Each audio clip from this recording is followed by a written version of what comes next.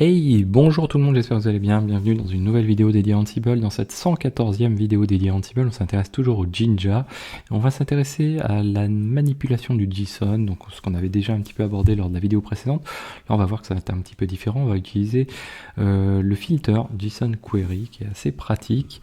Donc pour faire ça, c'est très simple. On va partir d'une REST API. Alors pour tester tout ça, on va repartir de notre script de déploiement, deploy.sh. On va créer... non, on n'en a même pas besoin. Finalement, on va juste utiliser Visual Code. On va faire tourner tout ça en local. Donc ça va permettre de gagner du temps. Playbook.yaml.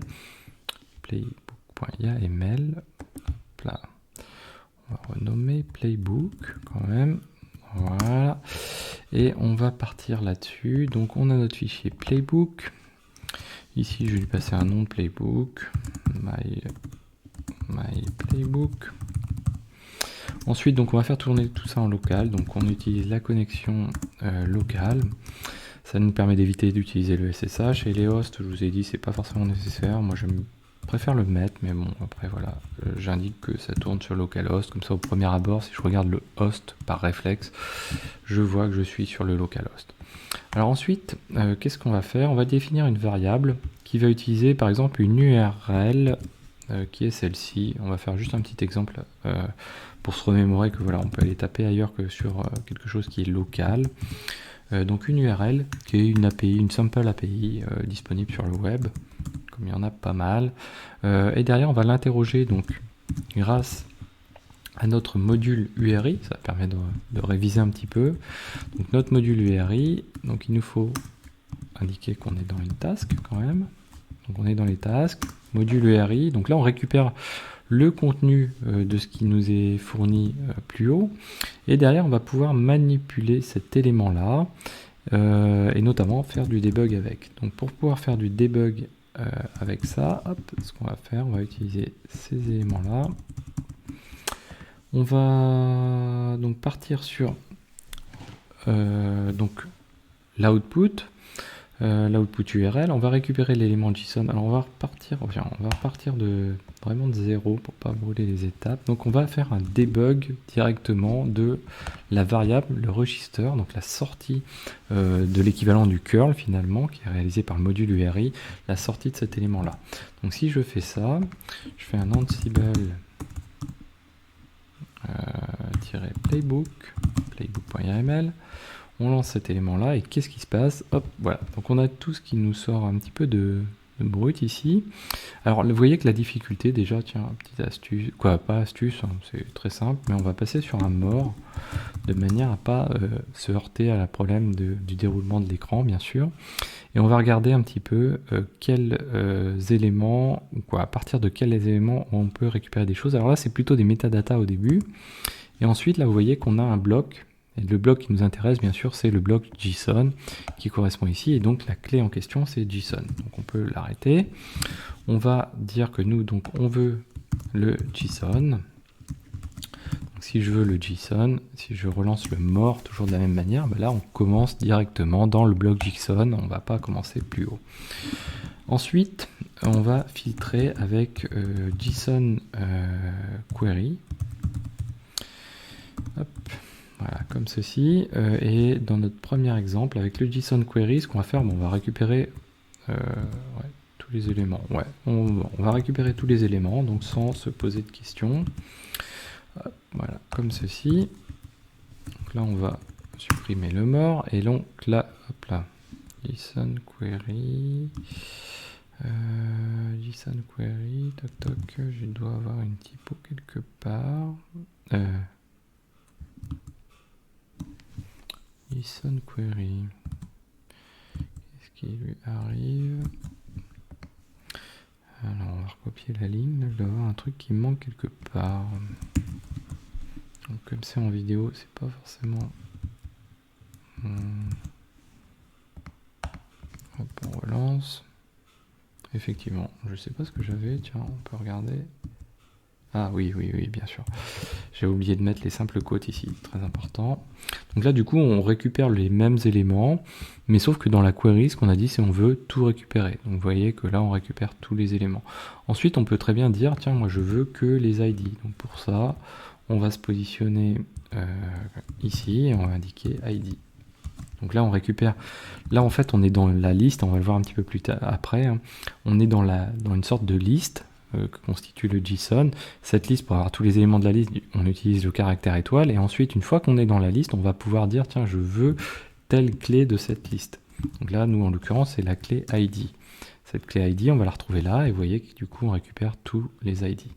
Donc là, bon, ça c'est le cas un petit peu le plus simple, puisqu'on est sur un type de JSON qui est plat, donc c'est quand même assez facile à manipuler. Maintenant, on va partir sur quelque chose un petit peu plus, hop là, un petit peu plus poussé. Voilà, ça va être comme ceci. Donc on est sur un JSON qui est un petit peu plus élaboré. Alors là, on va pas le prendre en ligne directement, on va repartir comme ceci. Alors, hop. On va juste se remettre les tabulations qui vont bien. Hop, voilà. Ouais, comme ceci. Hop, voilà. Voilà. Donc là, on a notre JSON. Et lui, vous voyez qu'il est un petit peu plus élaboré. Hein, c'est pas non plus monstrueux. Mais en gros, c'est une liste de serveurs. Quoi, on a notre première clé d'entrée qui est le serveur, et ensuite c'est constitué d'une liste de serveurs. Cette liste de serveurs est constituée par des blocs.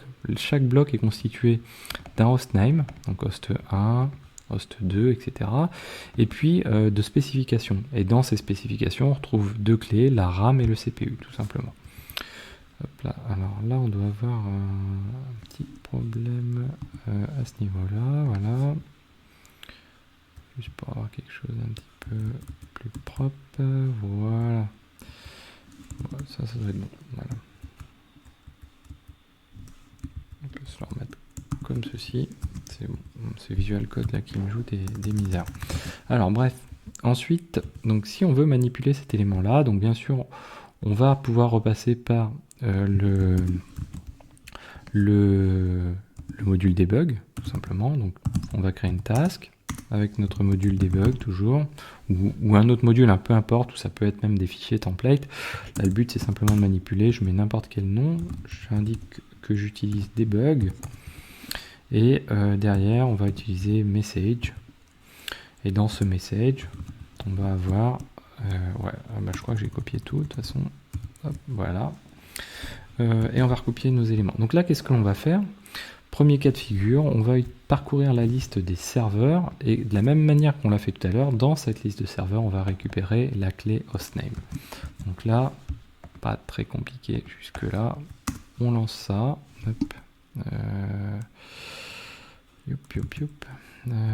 Task. Vars. Ah oui, ok. Il me manque une indentation. Très important. Voilà. Voilà, donc si je lance ça, je récupère toutes mes clés hostname sans souci. Ensuite, ce que je peux faire, c'est aussi sélectionner des éléments en particulier. Donc là, pour ça, je vais utiliser une query. Alors, la petite difficulté avec les queries en mode JSON, c'est que si on regarde cette query, donc cette query, le but, c'est de la mettre ici. Hop, on va la mettre ici déjà, d'ailleurs. Voilà. Donc là, c'est une variable query que je vais passer à mon JSON query. Le problème, vous voyez, c'est que dedans, on doit pouvoir y rajouter des éléments avec des quotes. Donc là, jusque-là, c'est assez simple, hein, mais pour pouvoir les passer plus facilement, on va voir après, c'est quand même beaucoup plus pratique. Si on se retrouve avec autre chose que des simples quotes, avec des doubles quotes, et donc avec 3 niveaux d'imbrication, ça devient un petit peu compliqué, il faut échapper plusieurs fois, etc. La meilleure solution pour résoudre ce problème-là quand on fait du Ansible, c'est que si vous pouvez passer les éléments dans une variable, ça permet de grandement solutionner le problème, quoi. En tout cas, de simplifier les choses, et éviter d'alourdir l'écriture à l'écran. Donc là, on avait dit qu'on avait sélectionné du coup, donc notre query a dit quoi? Elle dit, je veux le bloc serveur qui correspond avec un filtre de ce bloc-là sur le hostname, et uniquement quand le hostname est égal à 2. Et du coup, il me récupère le bloc du hostname égal à 2. Ensuite, hop là, on va voir des choses encore intéressantes. Ce qu'on peut faire, donc du coup, c'est demander uniquement les specs, par exemple, de cet élément-là. Donc pour demander les specs, on va le passer ici, hop, comme ceci. Donc là, vous voyez que j'ai uniquement la partie spec. Puis je peux demander bien sûr uniquement aussi que la RAM. Donc on déroule les choses et on a bien sûr que la RAM. Maintenant, on va passer un petit peu... Donc là, si je veux la RAM, par exemple, de tous les serveurs, tout ce qui est composé des serveurs, donc ce que je vais faire, c'est réduire réduire le filtre de la requête. Et là, je vais avoir besoin de dire, bah, tiens, prends-moi tout ce qui est point étoile. Donc là, si je le fais comme ceci, hop.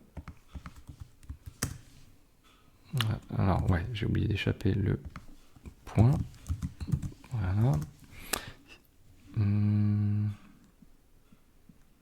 Point, qu'est-ce que j'ai fait? Point étoile. Je dois avoir oublié. Oui. J'ai oublié simple quote, je pense. Voilà. Voilà. Est-ce que c'était ça? Non, c'était pas ça. Servers. On va copier ça. Qu'est-ce que c'est que ça? Ah, c'était pas point étoile, c'est étoile. Ah, ok, autant pour moi. Oui, d'ailleurs, tout à l'heure, on était sur étoile. Hein. Oui, on était sur étoile, donc c'est étoile tout court. D'ailleurs, oui, le backslash, il doit pas servir. Voilà, donc on récupère notre liste de RAM, vous voyez, comme ceci, puisqu'en fait, on prend le point étoile, donc c'est-à-dire chaque bloc serveur, on les récupère tous, et derrière, on récupère le point spec, point RAM de chacun de ces serveurs. Ensuite, alors c'est là où ça devient plus intéressant. Par exemple, admettons qu'on veuille faire la somme des RAM en question. Donc pour pouvoir faire la somme, ce qu'il faut commencer par pouvoir faire, c'est avoir le chiffre. Comment faire pour avoir le chiffre de la RAM, mais sans, cette fois-ci, le gigabyte? Ce qu'on va faire, c'est qu'on va rajouter un autre filtre supplémentaire. Donc on est, vous voyez ici, 1, 2, 3, 4. Du coup, on a 4 niveaux de filtre. On va dire qu'on fait un regex replace, et vous voyez qu'on replace sans deux arguments, on n'a qu'un seul argument, donc ça veut dire que cet argument là c'est celui qui sera supprimé. Donc si on lance ceci, hop, voilà, vous voyez qu'on se retrouve avec des chiffres 8, 16, 32. Alors ça veut pas dire que c'est des integers, d'ailleurs le from JSON ici, je pense qu'à mon avis il n'est pas forcément nécessaire.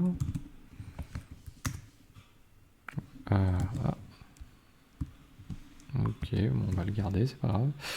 Et d'ailleurs, donc ce qui est important, c'est que là, pour l'instant, on n'est pas forcément en integer. Donc ce qu'on peut faire, c'est rajouter un integer comme ça. Vous allez voir après l'intérêt. L'intérêt, c'est de pouvoir faire du calcul dessus.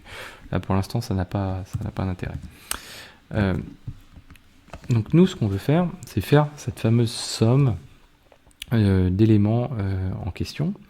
Donc pour faire ça, on va prendre donc on va définir un fact, parce que le fact, nous ce qu'on a besoin c'est d'être dans une variable dynamique, hein. On ne peut pas avoir une variable statique puisqu'on fait une somme, et potentiellement le nombre de serveurs peut varier, la liste peut être filtrée plus ou moins, etc. Donc du coup on a besoin de recalculer la somme un petit peu à la volée. Donc pour faire ça, on va agir en deux temps. Premier temps, on va récupérer donc de la même manière que tout à l'heure, on récupère nos caractères.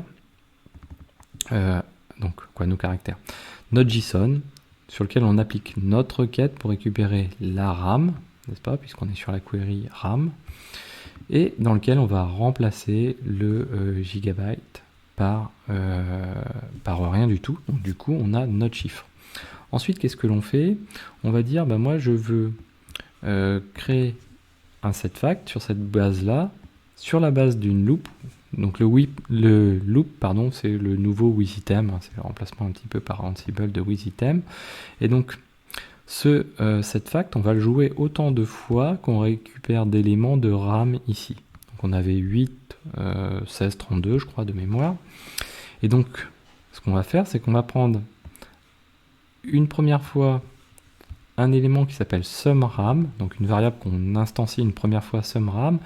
Comme on est obligé de définir une valeur pour commencer, pour pouvoir faire la première somme, on va la setter avec un default de 0. Donc on set cette variable avec un default de 0, donc sumRAM la première fois veut default de 0, et puis ensuite, Ce qu'on lui fait, c'est qu'on lui dit, bah écoute, ça c'est un integer. Donc notre première valeur qui est de 0, on dit c'est un integer pour pouvoir ensuite faire un calcul dessus.